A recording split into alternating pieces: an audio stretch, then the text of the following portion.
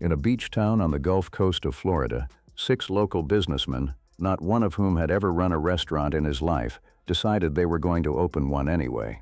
They were so certain it would be a disaster that they made the punchline official, and they signed the founding papers on April Fool's Day in 1983. The concept was simple to the point of being silly.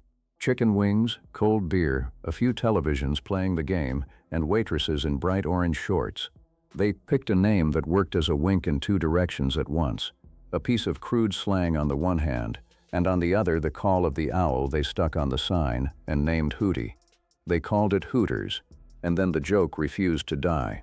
The first restaurant opened that October, and instead of folding inside a year the way its own founders had bet, it caught fire. Within a decade it would be one of the most recognized names in the entire country. For the next 40 years, that joke was everywhere.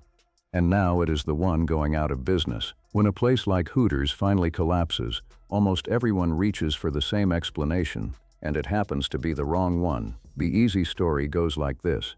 America grew up. The culture moved on. The whole idea of a restaurant built around young women in tight orange shorts curdled from cheeky into embarrassing. The country got a little more self-aware, and one day there simply was not a seat at the table for Hooters anymore. Tastes changed, and the dinosaur died. There is a sliver of truth in that. It is still not what killed the company, because the concept had been quietly fading for years while the business underneath it held together just fine. What turned a slow, manageable decline into an actual bankruptcy was not a shift in the nation's morals. It was a number, $376 million to be precise, loaded onto the company by the Wall Street firms that bought the joke and then tried to squeeze it for far more than it could ever pay. Hooters did not die because America stopped wanting it. It died because it got bought. What those 6 men had stumbled onto was almost insultingly simple, and it worked precisely because it was simple. People, it turned out, would happily sit for hours over wings and a cold beer if the game was on and the room felt like a party. The orange shorts got all the attention, but the thing that actually filled the seats was that a Hooters felt like somewhere you wanted to be on a Saturday afternoon. The original 6 did not hang on to the empire for long.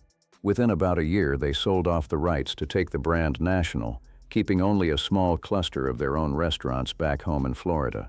The big franchise company that grew up around the name Hooters of America would spend the next few decades as somebody else's project, and that project went off like a rocket.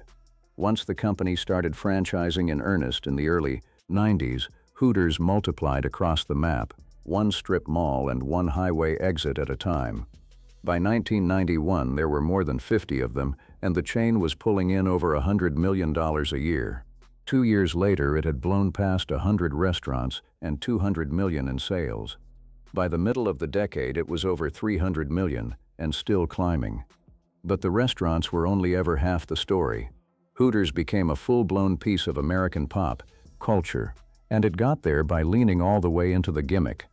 It put its waitresses on a glossy annual calendar that sold by the truckload. It sponsored a stock car driver named Alan Kulwicki, who in 1992 went out and won the NASCAR championship by the slimmest margin the sport had ever seen, with the Hooters owl on the hood. It ran beauty pageants and swimsuit contests. At one point, the company even started its own airline. Hooters Air put regular flight attendants in the cabin alongside Hooters girls, because apparently nothing said weekend getaway quite like it. And running through all of it, the calendar, the airline, the race car, was the Hooters girl herself, who was less a waitress than the entire marketing department poured into a single uniform. That orange tank top and those shorts became one of the most instantly recognizable outfits in the country. The company sold the look on t-shirts and posters and foam trucker hats, stamped the owl on anything that would hold still, planted restaurants in dozens of countries overseas, and turned a roadside wing shack into a logo you could spot from clear across a parking lot almost anywhere on Earth.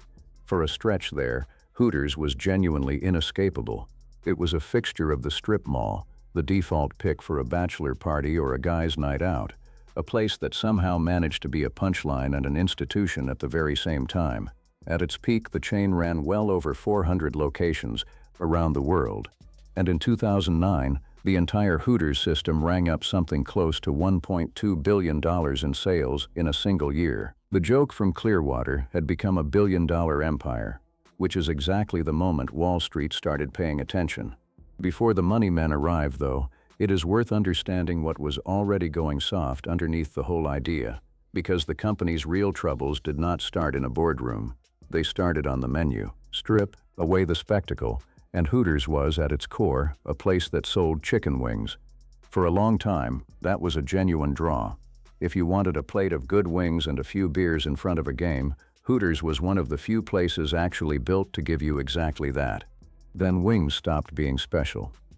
A whole generation of competitors arrived that did the food part better, or cheaper, or faster, and without the rest of the act. Buffalo Wild Wings turned the sports and wings idea into a slicker, louder national machine. Wingstop stripped it down to just the wings, no theater, often for less money, and exploded. And then the delivery apps showed up and put 100 different wing joints inside the phone in your pocket, so you never had to drive anywhere at all. The thing that had once made Hooters a destination, decent wings you could not easily get elsewhere, slowly stopped being true. The wings were everywhere now. That left the other half of the pitch, the gimmick, carrying more and more of the weight at the precise moment the gimmick was aging out. The young customers the chain needed were simply not as interested as their fathers had been. The whole concept started to feel less like a fun night out and more like a relic of a different decade, a theme restaurant for a theme that was quietly going out of style. It did not help that the entire world of sit-down casual dining was sagging at the same time. Americans were eating out a little less, ordering, and a great deal more, and when they did go out, a generation raised on fast casual counters and food delivery apps simply did not feel the pull of a dim sports bar the way their fathers once had. Hooters was now fighting the tide of its whole category, not just the slow exhaustion of its own gimmick. But this is the piece the easy story leaves out. None of that, on its own, had to be fatal. Plenty of restaurant chains fade exactly like this.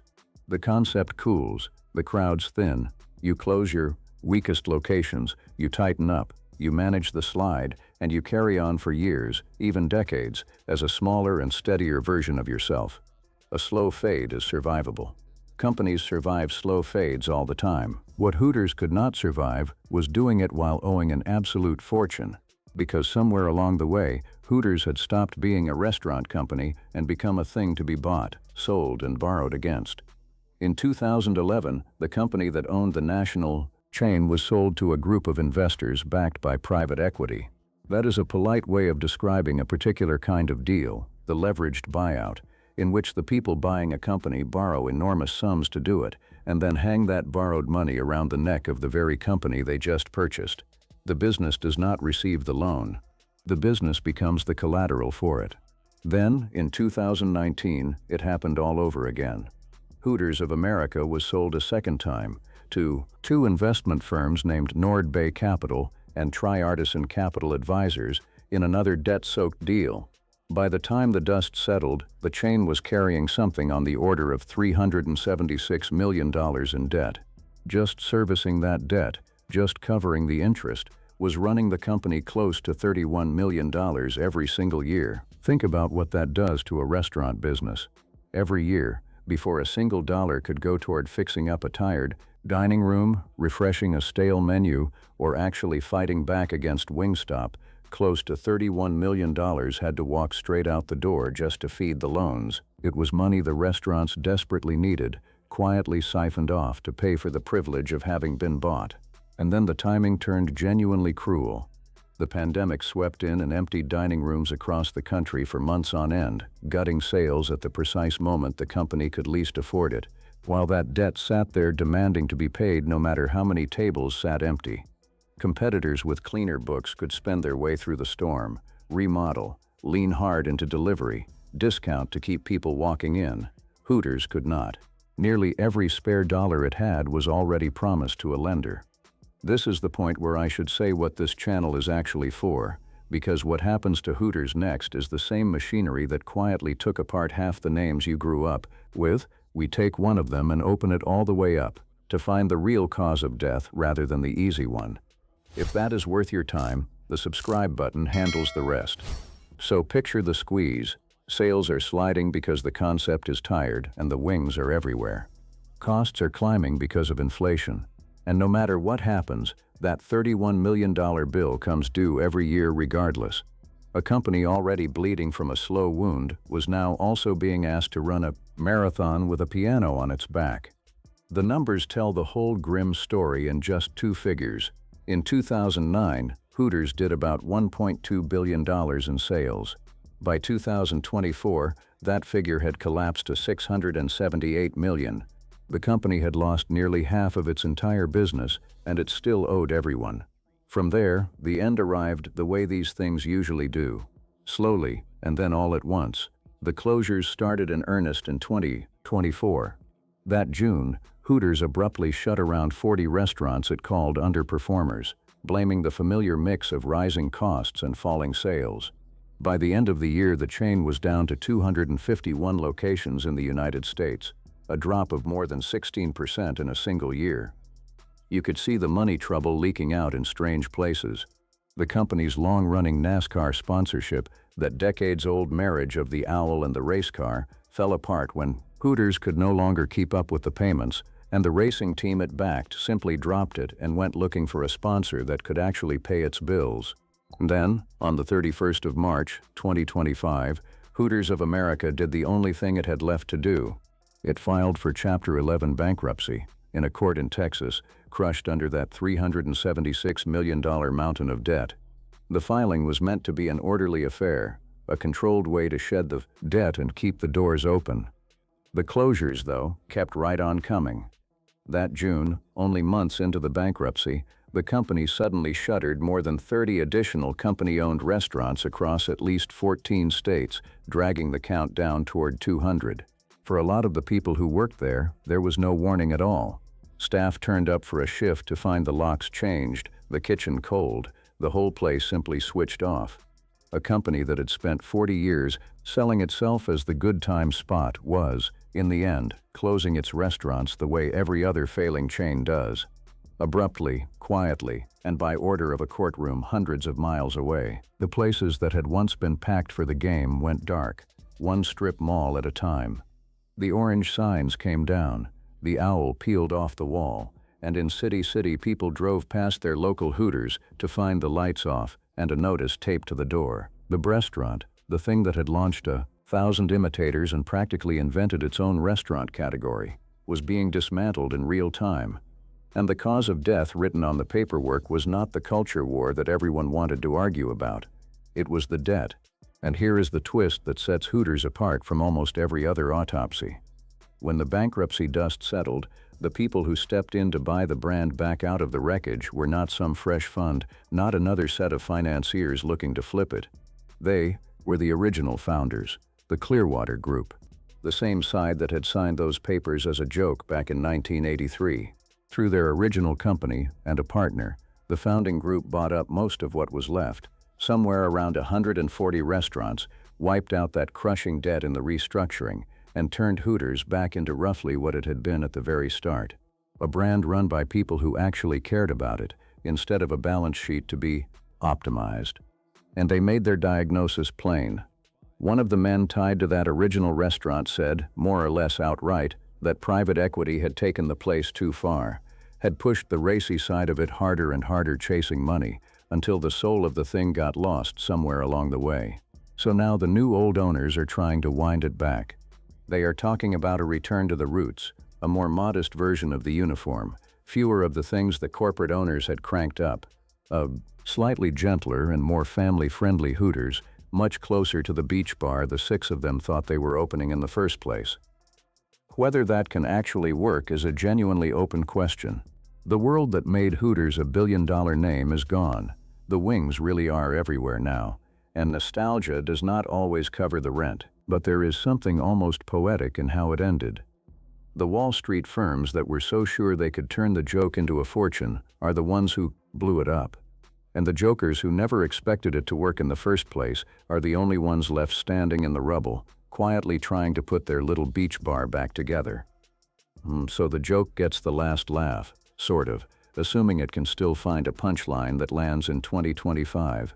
What I want to know is what Hooters was to you. Did you ever actually go? And if you did, was it for the wings, the game, or the whole loud spectacle of the place? Were you a regular, or was it strictly a bachelor party, once a decade kind of thing? And now that you know the math underneath the collapse, where do you come down? Do you buy the story that the culture finally killed it, or do you think it was the $376 million all along? One last thing. Now that the original six have it back, stripped down and trying to behave itself, would you give the tamer Hooters a shot, or was the whole point that it was never supposed to be respectable? Tell me where you land in the comments.